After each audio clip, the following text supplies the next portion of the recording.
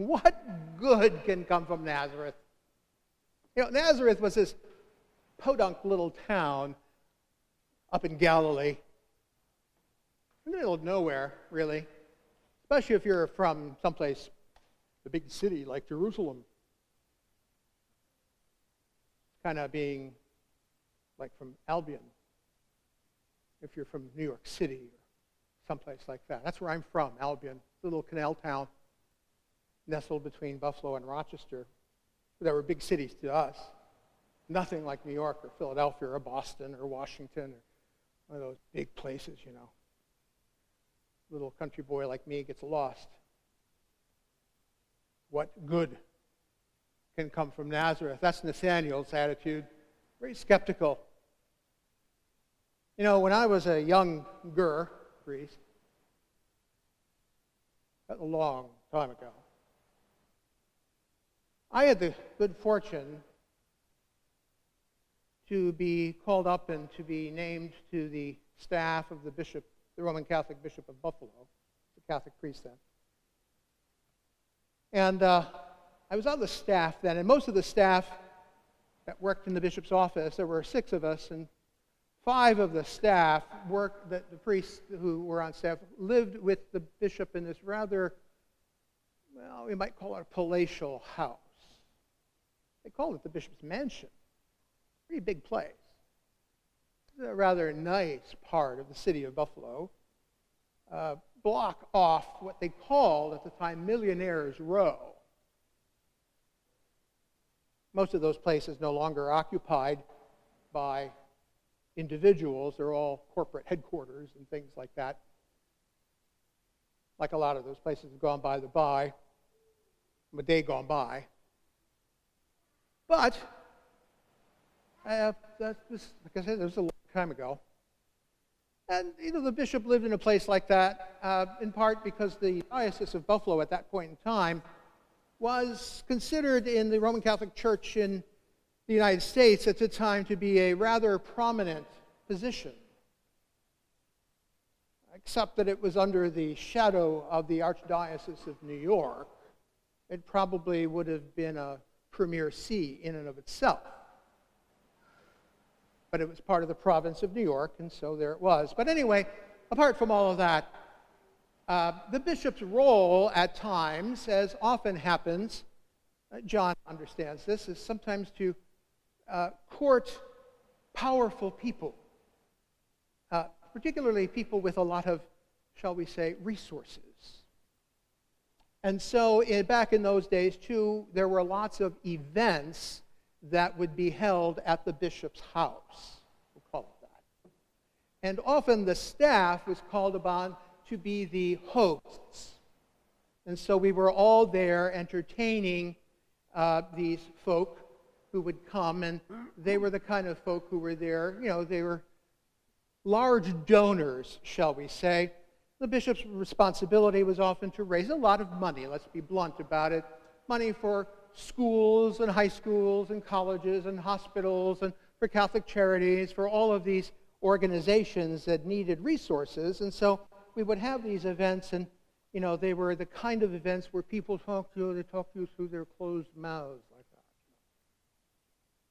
And when I was new, so the bishop had been there several years already, so most of his staff was familiar to a lot of these people. This one lady came up to me, and I was speaking with someone else, and she just sort of walked up to me and said, and where are you from? And I was already speaking with somebody, and I didn't really hear her, and so she very clearly said to me, interrupted the conversation I was having, she said, and where did you study? Where in Rome did you study? And I turned to her and I said, well, I'm sorry, I didn't study in Rome. I'm domestically trained. It's actually a term of art in the Roman Church. You know, it meant I studied in a local seminary. And she says, oh. And, well, surely, I understand you have an advanced degree. Surely you took your advanced degree in Rome. I said, no, I went to Catholic University in Washington.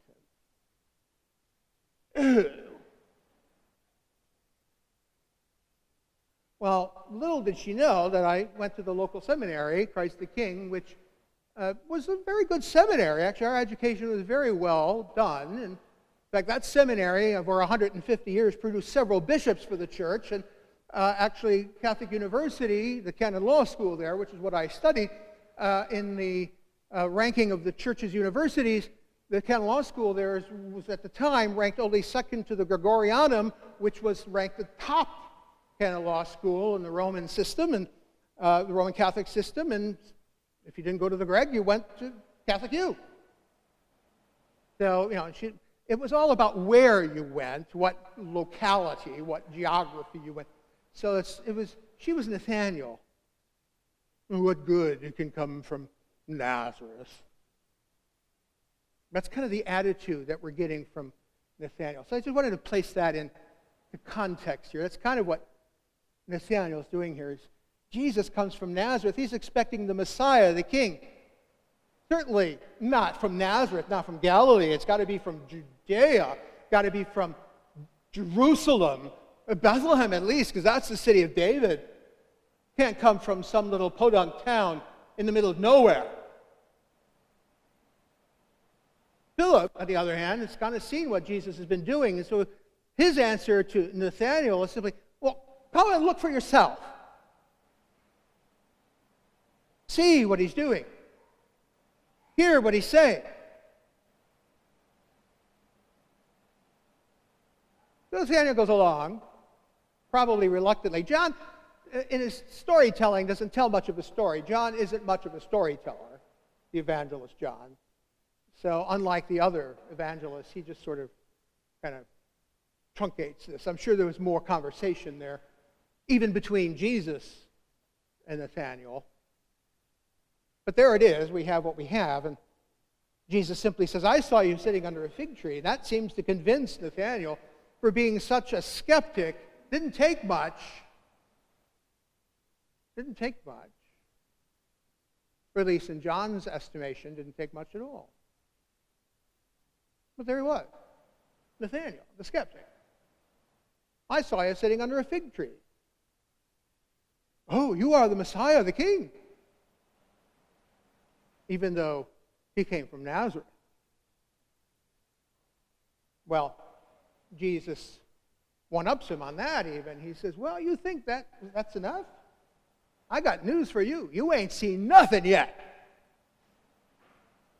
You ain't seen nothing yet. This is at the beginning of Jesus' ministry, the beginning of Jesus' mission. All we need to do is follow through on the story. And we begin to see all the wonderful works that Jesus is about to do. This is before the wedding at Cana, where he turns water into wine. Well, that's a pretty magical thing to do. This is before he begins all the healing miracles that he performs. This is before all of the teaching, before he meets Nicodemus in the dark of night and he starts talking about the Spirit, before he starts talking about being born again, before he starts revealing the works of the kingdom of God. This is before all of the things that we see in John's gospel. And certainly, before we see the passion, the crucifixion, and the resurrection. You ain't seen nothing yet, Nathaniel.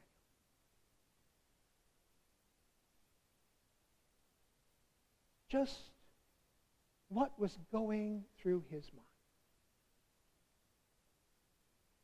And yet, it was Jesus who was calling him into a relationship with him.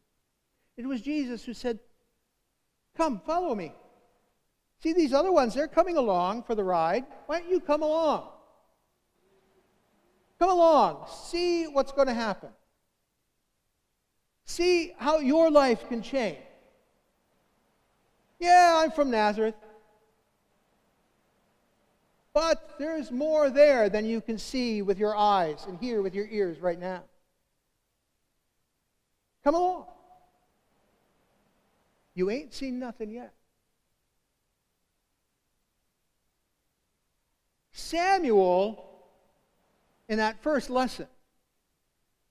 He had not heard the voice of the Lord yet. He really didn't know what was going on. He was too young. Eli, he was too old. He'd been around a long time.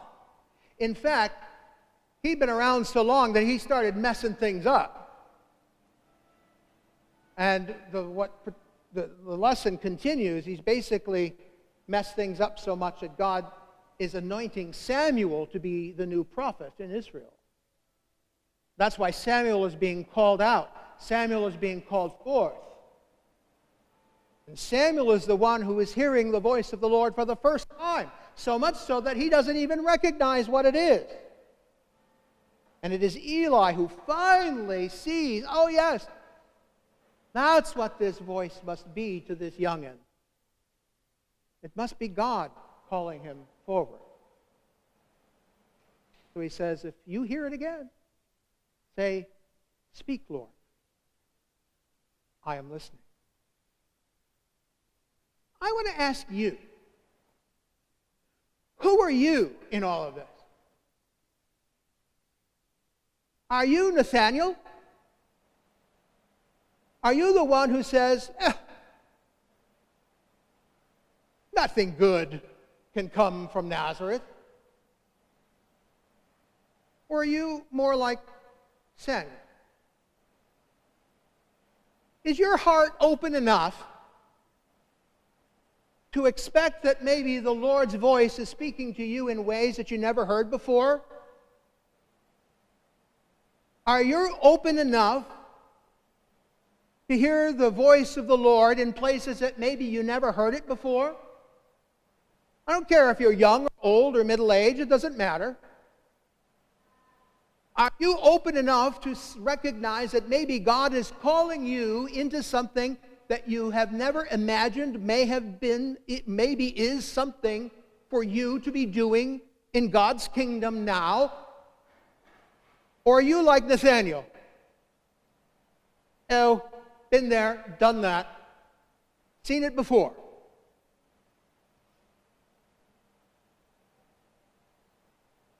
Or are you simply closing your ears because you'd rather simply hold on to what you've got because it's comfortable, because it's easy? It's gotten to be like a nice, comfortable shoe. Like those things in our closets that we don't want to get rid of because we know them all too well. That's what our religion can be like sometimes. Oh, we like it. We know it. It's our comfort zone. But just maybe God is calling you to do something beyond that comfort zone. God is calling you beyond what you know. God is calling you to do something beyond what you imagine. Maybe God is calling you to something new. It doesn't matter whether you're old or young or middle-aged. God is always making things new. Jesus is always calling us to follow. Oh, Jesus knows us. He's seen us sit under that fig tree before. That's a comfortable place to be, isn't it? Shadowed from the sun. Maybe that was Nathaniel's problem. He didn't want to be moved. He was comfortable under that tree. He didn't like Philip moving him away to see this thing from Nazareth. What is God calling you to do? Who is God calling you to be? Maybe it's something you never imagined. Even now. Maybe it's something new. something different, something beyond your imagining. Even now. What's keeping you from answering that call? Is it fear? That's usually the thing that keeps us from answering God. Fear. We are afraid of letting go of that thing that we know the best, that we know the most. Our comfort. The thing that keeps us safe and secure. That's the thing. Fear. What are you afraid of the most? Can you let it go? Jesus calls your name. That's why we get a name at baptism. To call us out of an old life into a new one. That's why Jesus calls Nathaniel by his name and saw him before he even knew Jesus. Nathaniel asks him that question. How did you know me? Because God knows each of us, even from the womb. And we are called into life, into an existence, into the kingdom, for the sake of God's purpose. What is that purpose for you today? God calls you by name. Samuel, will you answer? Speak, Lord, for I am listening. That's your challenge. Take it up or leave it. That's